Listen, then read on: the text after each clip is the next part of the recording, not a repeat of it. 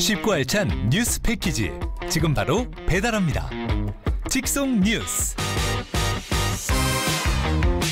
월요일 직송 뉴스는 백조 커플과 함께하겠습니다. 백주연 리포터, 경남 변호사의 조아라 변호사 함께하겠습니다. 안녕하세요. 네, 안녕하세요. 네, 반갑습니다. 자, 먼저 백주연 리포터 직송 뉴스 첫 번째 키워드부터 전해주시죠. 네, 오늘 첫 번째 키워드 행정통합 불씨 재점화입니다. 오늘 오전 박완수 경남지사와 박형준 부산시장이 경남과 부산 행정통합을 주제로 부산시청에서 만났습니다. 이번 회동은 박 시장이 제안하고 박 지사가 화답하면서 전격 성사됐습니다. 네, 양측 단체장이 회동한 이후에 또 공동 합의문이 나오지 않았습니까? 네, 공동 합의문을 통해서 양측은 경남 부산 행정통합안을 오는 9월까지 마련하기로 했고요. 무엇보다 중요한 게 또 시도민들의 의견이지 않습니까? 예. 내년 3월까지 여론조사를 실시해서 시도민의 의사를 확인할 계획이라고 밝혔습니다.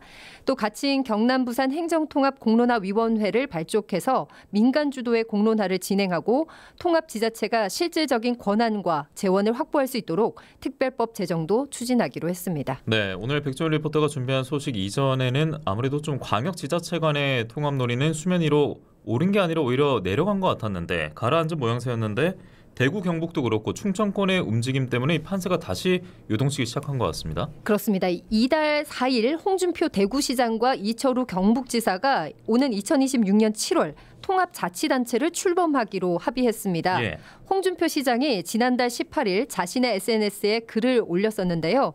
대구 경북이 통합해 500만 직할시가 되면 대구는 한반도 제2의 도시가 된다라고 작성을 했고요. 이 글을 쓴 지 불과 보름여 만에 일사천리로 진행된 셈입니다. 이후 정부가 범정부 통합지원단을 구성해 전폭 지원한다는 입장까지 밝히면서 통합 논의에 더욱 가속도가 붙었고요. 이에 질세라 충청권에서도 나섰습니다. 대전시와 세종시, 충북, 충남 이 4개의 지자체가 인구 555만에 초강력 특별지방자치단체 설치를 적극 추진하고 있습니다. 예. 자, 대구 경북뿐만 아니라 충청권 등에서 행정통합 속도전에 마치 기여를 올리고 있는 것 같은데 메가시티부터 행정통합, 이 통합이라는 시동 자체는 먼저 우리 지역이 걸지 않았습니까? 맞습니다. 경남에서 먼저 얘기가 나왔었죠. 이 부울경 메가시티 구상은 지난 2018년 6월 민선 7기 김경수 도지사와 오거돈 부산시장, 송철호 울산시장 시절 처음 추진됐습니다. 이 국가 균형 발전의 대안으로 주목받으면서 2022년 4월 부울경 특별연합으로 행안부 승인도 받았는데요. 하지만 그해 6월 지방선거에서 부울경 단체장이 다 바뀌었습니다. 그렇게 특별연합 추진도 중단이 됐고요. 이후 부울경에서 울산이 빠지고 대안으로 경남 부산 행정통합이 제시가 됐습니다. 예, 부산 경남 단체장 이번 회동 이후에 또 여론조사 계획도 앞서 전해주셨는데 지난번에도 있긴 있었어요. 네, 있었는데 결과가 썩 좋지 않았습니다. 그렇죠. 예. 네, 지난해 7월 경남과 부산 양측의 주민 여론조사 결과 통합 찬성 비율이 30%에 불과했고요. 행정통합 논의를 몰랐다라는 답변도 69%에 달했습니다. 예. 이처럼 주민 호응이 저조하고 양 지자체의 이해관계가 얽히면서 지금까지 별다른 추진 동력을 얻지 못했고요. 이런 가운데 대구 경북 통합이 급물살을 타면서 이제는 그냥 보고만 있기 어려운 상황이 된 겁니다. 예, 그리고 약 11개월 만에 부산 경남 행정통합의 추진안까지 현재 도출이 된 상황인데 이전의 뉴스 보면 22대 국회 시작과 함께 야권에서 의원들 중심으로 재추진, 그러니까 행정통합이 아니라 부울경 메가시티 재추진 관련 법안이 발의됐단 말이에요. 그래서 민선 8기에서 지금 행정통합으로 시동을 다시 걸고 있는데 네. 앞서 그 야권 중심의 법안 발의가 실효성이 있을까 싶긴 한데요. 네, 민주당 김정호 의원 등이 이제 부울경 특별지자체 설치 및 지원 등에 관한 특별 법안을 공동 발의했습니다. 예. 그 내용을 보면 메가시티를 위해서 이제 조직과 재정, 권한 등을 정하고 있고 특별지자체가 지방 직영기업이나 지방공사 또는 지방공단을 설립할 수 있다는 규정도 두고 있거든요. 그런데 사실상 이 특별법이 메가시티 실현으로까지 이어질지에 대한 가능성은 조금 미지수라고 보여집니다. 여러 지자체가 광역 단위로 뭉쳐야 되는 사안이기 때문에 사실 국회보다는 지방자치단체 간의 협력이나 단체장의 의지가 좀 중요할 것으로 보입니다. 예. 메가시티도 그렇고 행정통합도 그렇고 지역소멸 우려 앞에 이제 등장한 의제인데 여기서 속도가 더 느껴지는 대구 경북 쪽에서도 반발의 목소리가 있다고 합니다. 그러니까 대구와 거리가 먼 북부 지역 경북 예천, 안동 같은 경우에는 공식 반대 입장을 내고 있다고 하는데 광역 단위 지자체의 덩치가 확대가 될수록 한쪽은 오히려 소멸 위기가 가속화될 수 있다 이런 우려라고 하는데 변호사님 이거는 우리 지역민들 내에서도 분명 나올 수 있는 목소리 같은데요. 네, 그렇습니다. 지금 반대 입장을 피력하고 있는 지역은 소멸 위기 지역이 아닐까 싶습니다. 예. 아무래도 이 행정 통합 방식에 좀 주목을 해야 되지 싶은데요. 소멸 위기 지역 입장에서는 통합되면 말 그대로 흡수가 될 수 있다는 불안감이 들 수밖에 없을 것 같습니다. 그래서 행정 단위만 통합한다고 해서 만능이 될 수는 없을 것 같고요. 지방 통합 이전에 수도권 집중 해소되는 문제 반드시 해결해야 될 것 같고 지방 재정 자립도도 높여야 될 것 같습니다. 균형 발전에 대한 주민 신뢰를 높이는 것이 좀 우선될 필요성이 있을 것 같습니다. 예, 그리고 무엇보다 통합과 흡수는 엄연히 다른 단어입니다. 네, 그렇습니다. 그리고 주민들의 목소리가 가장 중요하겠고요.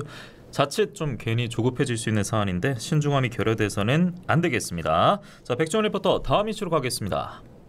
네, 두 번째 키워드는 살벌한 폭염 노동입니다. 요즘 더위가 한여름 날씨 못지 않습니다. 굉장합니다. 네, 오늘 좀 선선하지 않았습니까? 그런데 어제 진짜 더웠거든요. 네. 그리고 도내에서도 폭염주의보가 지난주에 벌써 내려졌더라고요. 네, 맞습니다. 이제 경남의 올해 첫 폭염주의보는 지난 10일, 지난주 월요일이었습니다. 김해와 창녕에서 시작이 됐는데요. 지난해보다 발령일이 보름 이상 앞당겨졌습니다. 이렇게 폭염이 굉장히 길어지고 굉장히 또 빨리 다가오게 되었습니다. 이 폭염주의보는 최근 온도 33도를 웃도는 상태가 이틀 이상 지속이 되거나 더위가 큰 피해가 예상이 될 때 내려지는데요. 특보가 발효되지 않은 지역도 대부분 30도 이상을 기록하면서 최근 더위 기세가 심상치가 않습니다. 또 상황이 이렇다 보니까 걱정이 되는 분들이 좀 계십니다. 이 폭염 속에서도 어쩔 수 없이 야외에서 일을 하고 계신 분들 정말로 걱정이 많이 됩니다. 네, 그 더위가 어느 정도 수준인지 저희가 TV MBC 경남과 유튜브 MBTA과 화면으로 보여드리고 있는데 김해시 환경미화원 한 분의 사진을 저희가 보여드리고 있는데 지금 보면은 등 뒤에 이제 우산이 매달려 있어요. 그래서 저는 이 사진 제목 붙이자면 오죽했으면 이렇게 달고 싶거든요. 변호사님 이 사진 좀 어떻게 보이십니까? 아니, 손을 쓰지 않고 우산을 지금 계속 착용할 수 있는 상황이어가지고 좀 편해 보일 것 같긴 한데 지금 계속 움직이셔야 되잖아요. 허리에 저 우산을 무겁게 고정하고 다니시는 거 너무 힘드실 것 같고 말씀하신 것처럼 얼마나 덥고 답답했으면 저런 장비를 만드셨을까 하는 생각이 듭니다. 예, 이렇게 환경미화원 분도 그렇고 야외 주차관리위원도 그렇고 요즘 뭐 도로에 공사하는 노동자분들 많지 않습니까? 그래서 이런 뜨거운 날씨가 이어지면은 문자가 옵니다. 우리도 받곤 하는데 야외 활동 자제하라, 좀 뭐 휴식을 권고하는 듯한 그런 문자가 올 정도로 이번 폭염은 정말 심상치 않구나. 그리고 참 빠르구나 이런 걸 많이 느끼고 있습니다. 네, 폭염이 심할 때는 앞서 말씀하신 것처럼 안전 문자가 발송이 되는데요. 이 문제는 이런 안전 경보가 의무 사항이 아니라 권고에 불과하다는 겁니다. 이 때문에 현장에서는 무용지물이 되고 있는데요. 실제 조선소 현장 뭐 상상만 해도 굉장히 걱정이 많이 됩니다. 이 폭염이 최고조에 이르는 한낮이 되면 철판에 삼겹살이 익을 정도로 뭐 달걀이 익을 정도로 열기가 뜨겁다고 하는데요. 현장 상황을 좀 직접 들어봤습니다. 거제 통영고성 조선하청지부 안준호 노동안전부장의 이야기 들어보시죠. 조선소는 특성상 철판 위에서 하는 오개 작업이 상당히 많기 때문에 온열 질환에 훨씬 더 많이 노출되어 있습니다. 철판이 어느 정도로 뜨겁냐면 계란 후라이가 될 정도로 아니면 삼겹살이 익을 정도로 뜨겁기 때문에 정신이 혼미해지고 집중력도 떨어지고 쓰러지거나 넘어지거나 다치는 그런 사고 위험들이 훨씬 더 커지게 되죠. 회사에서는 충분한 휴식을 취하라고 이야기하지만 우리 하청 노동자들한테는 다른 나라 이야기죠. 이 회사는 공정을 계획대로 진행시켜야 되는 목적이 있기 때문에 하청 노동자들이 그런 휴식권이라든지 이런 권리를 행사하면 그 공정에 차질이 생기는 거거든요. 휴게시설 같은 경우도 턱없이 모자라기 때문에 땅바닥에 누워서 쉬는 노동자가 거의 80% 이상이라고 봐야죠. 하청 노동자들이 생산의 80%를 담당하고 있는데 안전 점검을 하는 데 있어서 하청 노동자들의 목소리는 배제시키고 있고요. 예, 참 이 말씀만 들어보면은 노동 현장의 지금 구조는 폭염 속의 노동자들을 더 가혹하게 만드는 것 같고 아무래도 지금 폭염 이 추세 그리고 이 시기로 봤을 때는 앞으로 온열 질환자 더 늘어나겠는데요. 네, 뭐 올해만 해도 도내에서 온열 질환자가 지난달 20일 이후 25명이나 벌써 발생했습니다. 그래요? 2022년 150여 명, 2023년 220여 명으로 급증했고요. 같은 기간 사망자도 2명에서 6명으로 늘어났습니다. 이 산재 인정 건수도 증가 추세에 있습니다. 이 근로복지공단 현황에 따르면 최근 5년 사이 폭염으로 인한 산재 인정 건수가 총 127건, 산재 사망자도 20명이나 되는데요. 장소는 뭐 역시나였습니다. 야외 작업장 80% 이상을 차지하고 있고요. 예. 분야별로는 건설 현장, 5인 이하 소규모 사업장, 제조업 순이었습니다. 예, 지금 같은 폭염이기 때문에 떠오르는 게 근로기준법 속에도 이 노동자들이 뭔가 휴식을 취할 수 있는 이런 뭐 권리라고 할까요? 있지 않습니까? 네, 당연히 근로기준법상 휴식권 인정되고 있고요. 산업안전보건법상에도 지금 산재 발생 급박한 경우에는 작업을 중지시킬 수 있는 규정은 있습니다. 권리는 법상 권리는 있는 것으로 보면 될 것 같습니다. 그럼에도 이제 폭염 때문에 산재 발생할 거 아닙니까? 네. 그러면 어떤 처벌을 경영계 입장에서 받습니까? 사실 폭염으로 인한 산재가 발생할 경우에는 처벌을 받을 수 있거든요. 예. 형법상 업무상 과실치사상죄가 적용이 될 거고 그리고 산업안전보건법 및 중대재해처벌법으로 처벌도 될 수 있습니다. 법으로는 일단 작업 환경에 대해서도 여러 가지 규정을 두고는 있습니다. 그런데 중대재해처벌법으로 처벌받는 경우는 이제 사망자가 1명 이상이거나 아이고. 1년에 예. 뭐 동일한 그 부상자가 발생한 예. 경우가 3건 이상이거나 6개월 이상 치료를 받아야 되는 부상자가 2명 나오거나 하는 등으로 그 기준이 낮다고 보기도 사실은 어렵죠. 아니, 그러면 사망하거나 아파야 적용된다는 거예요? 실제로 산재의 내용이 그렇습니다. 네. 효력이 없다라고 봐야 되는 거네요, 노동자. 근데 이제 뭐 처벌 규정이 말씀하신 예. 것처럼 있다 하더라도 현실에서 이제 사고 방지가 보장이 된다고 볼 수가 없는 거죠. 예. 없는 것보다는 당연히 있어야 되는 규정이고요. 그리고 현장마다 작업장 특성이 다 다를 수 있잖아요. 맞아요. 아까 예. 조선소 얘기도 하셨고 뭐 이렇게 건설 현장이나 이런 데 가보면은 체감 기온이 정말 높거든요. 그런데 이제 그 작업장별로의 기준도 마련되어 있지 않고 해서 처벌이 사실상 뭐 규정이 있다 하더라도 조금 미비한 게 아닌가 싶습니다. 그럼 변호사님 뭐 현실적으로 좀 개선될 수 네. 있는 대안은 어떤 게 있을까요? 근데 이게 공사 현장이나 작업장 같은 경우는 이 문제가 발생하는 가장 큰 이유가 공사 기간 때문이거든요. 예. 모든 현장에는 공사 기간이 있습니다. 이 기간을 넘기게 되면 지체상금을 물어야 되고 금전적으로 많은 보상을 이제 좀 해줘야 되는 상황이 예. 발생하거든요. 그렇다 보니까 날씨가 덥다고 해서 무조건 휴게 시간을 준다거나 이런 부분들이 현실적으로 이루어지지 않는 거죠. 그래서 그 법에서 적절한 조치 취할 걸 명하고 있지만 기준을 좀 명확하게 해줄 필요가 있을 것 같습니다. 현장에서 계속 그럼 몇 도 이상이면 쉴 수 있는지 이런 부분 계속 기준 마련해달라고 요구를 하고 있고 예. 그 현장마다 온도가 다르기 때문에 그런 부분들에 대해서도 기상청 발표하는 체감 온도가 아니라 현장에서 이제 책정이 되는 온도로 해달라 이런 얘기들도 많이 있습니다. 예, 최근에 뭐 폭염도 그렇겠고요. 지구 온난화로 기후 위기가 더 심각해지고 있는데 노동자 권리만큼은 제자리 걸음 혹은 후퇴하고 있는 것 같습니다. 네. 올 여름 노동자들의 실 권리에 대한 고민 특히나 진전이 있어야겠고요. 다음 소식 가보겠습니다. 네, 마지막 키워드는 일상에서 평온할 권리입니다. 20년 전 발생한 밀양 여중생 성폭력 사건이 최근 다시 이슈로 떠오르고 있는데요. 유튜브 채널의 가해자 신상은 뭐 물론이고요. 당시 법원 판결문까지 무단으로 공개가 되면서 논란이 뜨거워졌습니다. 결국 지난 13일 한국성폭력상담소가 기자 간담회를 통해서 피해자 입장을 공식 석상에서 처음으로 밝혔습니다. 제가 이 뉴스 듣고 처음에 놀랐던 게 이제 피해자가 혹시나 또 직접 나왔나 했는데 그건 아니었고 이제 네. 편지를 통해서 공개된 거죠, 입장이. 맞습니다. 편지를 통해서 피해자는 현재의 심경과 입장을 전달했는데요. 잘못된 정보로 2차 피해가 생기지 않았으면 좋겠다라는 바람을 전했고요. 한국성폭력상담소는 피해자가 주거 환경이나 사회적 네트워크, 심리적, 육체적 건강도 불안정한 상황이라고 전했습니다. 그리고 피해자가 일상에서 평온할 권리는 국민의 알 권리에 우선하는 생존권이라고 강조했습니다. 예, 이게 참 당연한 말인데 20여 년 전 일이 또 들춰지게 되면서 맞습니다. 이런 말이 또 나온다는 자체가 굉장히 지금 안타까운 상황이고 평온할 권리라고 했잖아요. 그렇죠, 네. 예전에 잊혀질 권리? 네. 이것도 떠오르는데 네. 실제로 법 규정에 있는 개념입니까?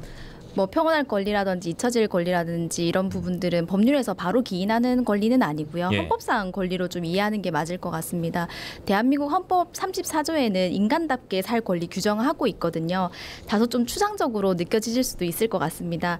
네, 이 사건 경우에 비춰보면 피해자들이 공론화를 요청했다거나 그러니까 가해자의 신상을 공개하는데 동의한 적이 없다고 하더라고요. 그래서 근데 사람들이 그런 부분에 대해서 굉장히 예민할 수밖에 없지 않습니까? 그렇죠. 그래서 결국에는 피해자 동의 없이 피해자의 의사에 반해서 이런 부분들이 공론화가 됐다는 건데 결국 피해자 입장에서는 이 사건 몇십 년이 지난 상황에서 다시 되새길 수밖에 없는 상황이고 피해자들의 신상마저도 공개되는 것에 대한 두려움이 있을 것 같습니다. 그리고 무엇보다 제가 또 개인적으로 걱정이 되는 부분은 이 사건과 무관한 사람들 신상까지도 밝혀지지 그렇죠. 않았습니까? 예. 사람들 생각이 다 다를 수 있기 때문에 이런 부분에 대한 책임도 혹시나 피해자에게 또 돌리는 사람들이 있지 않을까 하는 생각이 들고 예. 피해자가 그런 인간답게 살 권리에 대해서 주장하는 거 충분히 이해가 되는 상황입니다. 네, 물론 말씀하신 대목도 우려가 되고 이런 뉴스조차 피해자들의 추가 피해가 되지 않을까 네. 가장 큰 우려가 되고 있고 사적 제재성으로 가해자 신상을 공개했던 한 유튜버도 지금 다수 고소가 접수가 됐다 그러고 피해자 고통 생각이나 하는 건지 앞서거니 네. 뒤서거니 하면서 유튜버들끼리 또 공개하고 나서고 맞아요. 뭐 정의 저격하고 구현이다, 뭐 그러니까요. 알권리다 하면서 예. 얘기를 하고 있잖아요. 이게 네. 굉장히 좀 혼잡하고 난무한 상황이기 때문에 앞으로 해당 수사는 어떻게 전개될까 이게 가장 궁금하긴 합니다. 근데 사실 처음부터 이런 식의 사적 제재가 이루어지는 것에 대해서 우려하고 걱정하는 목소리가 많았는데 예. 결국 이런 상황 때문이 아닌가 싶습니다. 유튜버에 대한 이제 고소가 들어왔으면은 당연히 수사가 진행될 거고 지금 김해 중부경찰서에 배당돼서 수사가 진행된다고 얘기를 들었거든요. 근데 만약에 피해자의 동의가 있었다, 피해자가 직접 전해준 판결문이다 이런 얘기들이 있고 피해자와 진술이 다를 경우에 너무 불행하게도 피해자에 대한 조사까지도 이루어질 가능성이 있을 것 같습니다. 그건 최악이겠네요. 네. 피해자 입장에서는. 예. 그래서 이런 사적 제재 정말 쉽게 생각할 문제는 아니고 정의라는 것이 개인이 이렇게 세울 수 있는 건 아니기 때문에 모두 그런 부분 좀 주의를 하는 것이 좋을 것 같습니다. 뭐 방통위도 움직인다 그러던데요. 네, 안 그래도 방송통신심의회도 개최될 예정이라고 저도 들었습니다. 예. 자, 앞으로 이제 뭐 방통위도 어떻게 심의를 할지 그리고 수사는 또 어떻게 이루어질지 저희 뉴스바다 직속 뉴스 통해서 전해드리도록 하겠습니다. 아무튼 이 사건을 좀 잘 펼치고 잘 덮고는 피해자들의 평온함을 최대한 지켜주는 데 있지 않나 싶습니다. 월요일 직속 뉴스는 여기서 마무리하겠습니다. 백주연 리포터, 조아라 변호사와 함께 했습니다. 두 분 고맙습니다. 네, 고맙습니다. 감사합니다.